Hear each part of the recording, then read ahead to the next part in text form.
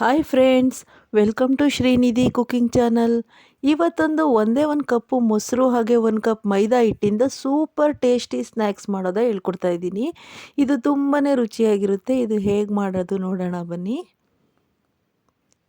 ಇಲ್ಲಿ ಒಂದು ಕಪ್ಪು ಮೊಸರನ್ನ ಹಾಕ್ಕೊಂಡಿದ್ದೀನಿ ನಾನು, ಗಟ್ಟಿ ಮೊಸರು. ಇದು ಹಾಕುವಾಗ ವಿಡಿಯೋ ಮಿಸ್ ಆಯಿತು. ಅದಕ್ಕೆ ಮೊಸರಿಗೆ ನಾನು ಒಂದು ಕಪ್ಪು ಮೈದಾ ಹಿಟ್ಟನ್ನು ಸೇರಿಸ್ಕೊತಾ ಇದ್ದೀನಿ. ಹಾಗೆ ಒಂದು 3 ಈರುಳ್ಳಿನ ಹಾಕೋತಾ ಇದ್ದೀನಿ. ಹೆಚ್ಚಿರುವಂಥ ಕೊತ್ತಂಬರಿ ಸೊಪ್ಪನ್ನ ಹಾಕೋತಾ ಇದ್ದೀನಿ. ಹಾಗೆ ಸ್ವಲ್ಪ ಕುಟ್ಟಿರುವಂಥ ಮೆಣಸನ್ನು ಹಾಕೋತಾ ಇದ್ದೀನಿ. ಇದು ಎಲ್ಲ ಸೇರಿಸಿ ಬೇಗ ಮಿಕ್ಸ್ ಮಾಡಿಕೊಂಡ್ರೆ ಆಯಿತು. ಹಾಗೆ ರುಚಿಗೆ ತಕ್ಕಷ್ಟು ಉಪ್ಪನ್ನು ಕೂಡ ಈಗಲೇ ಸೇರಿಸ್ಕೊಬಿಡೋಣ. ಒಂದೇ ಒಂದು ಪಿಂಚಷ್ಟು ಸೋಡಾನ ಹಾಕೋತಾ ಇದ್ದೀನಿ. ಈ ಸೋಡಾ ಆಪ್ಷನಲ್ಲು, ಬೇಡ ಅಂದರೆ ಸ್ಕಿಪ್ ಕೂಡ ಮಾಡ್ಬೋದು. ಹಾಗೆ ಇದಕ್ಕೆ ಶುಂಠಿ ಬೆಳ್ಳುಳ್ಳಿ ಪೇಸ್ಟನ್ನ ಹಾಕೋತಾ ಇದ್ದೀನಿ. ಇದು ತುಂಬ ಡಿಫ್ರೆಂಟು ಟೇಸ್ಟ್ ಕೊಡುತ್ತೆ. ಮೈದಾ ಹಿಟ್ಟಿಗೆ ಶುಂಠಿ ಬೆಳ್ಳುಳ್ಳಿ ಪೇಸ್ಟ್ ಹಾಕಿದ್ರೆ ತುಂಬಾ ಗ್ಯಾಸ್ಟ್ರಿಕ್ ಎಲ್ಲ ಇರೋದಿಲ್ಲ.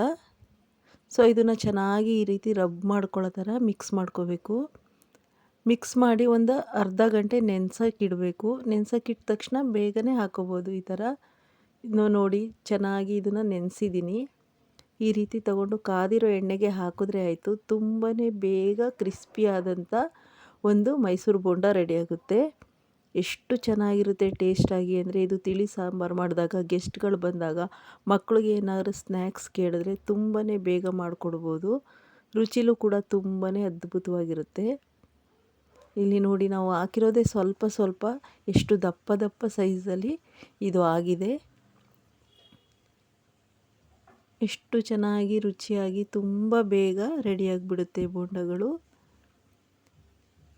ಇದನ್ನು ನಾವು ಅಕ್ಕಿ ಹಿಟ್ಟಲ್ಲೂ ಕೂಡ ಮಾಡ್ಬೋದು, ಹಾಗೆ ಮೈದಾ ಹಿಟ್ಟಲ್ಲೂ ಕೂಡ ಮಾಡ್ಬೋದು, ಕಡಲೆ ಹಿಟ್ಟಲ್ಲೂ ಕೂಡ ಮಾಡ್ಕೋಬೋದು. ತುಂಬ ಬೇಗ ರೆಡಿಯಾಗುತ್ತೆ ಈ ಕ್ರಿಸ್ಪಿ ಮೈಸೂರು ಬೋಂಡಗಳು. ನೋಡ್ತಾ ಇರ್ಬೋದು ಎಷ್ಟು ಸೂಪರ್ ಟೇಸ್ಟಾಗಿರೋ ಮೈಸೂರು ಬೋಂಡ ರೆಡಿಯಾಗೋಯ್ತು. ಈ ವಿಡಿಯೋ ನಿಮಗೆ ಇಷ್ಟ ಆದರೆ ಪ್ಲೀಸ್ ನಮ್ಮ ಶ್ರೀನಿಧಿ ಕುಕಿಂಗ್ ಚಾನಲ್ಗೆ ಲೈಕ್ ಮಾಡಿ, ಶೇರ್ ಮಾಡಿ, ಸಬ್ಸ್ಕ್ರೈಬ್ ಮಾಡಿ. ಹಾಗೆ ಪಕ್ಕದಲ್ಲೇ ಇರುವ ಬೆಲ್ ಐಕನ್ನ ಕೂಡ ಪ್ರೆಸ್ ಮಾಡಿ. ಇದೇ ರೀತಿ ಒಳ್ಳೊಳ್ಳೆ ವಿಡಿಯೋ ಜೊತೆ ಮತ್ತೆ ಭೇಟಿಯಾಗೋಣ. ಬಾಯ್ ಬಾಯ್ ಫ್ರೆಂಡ್ಸ್.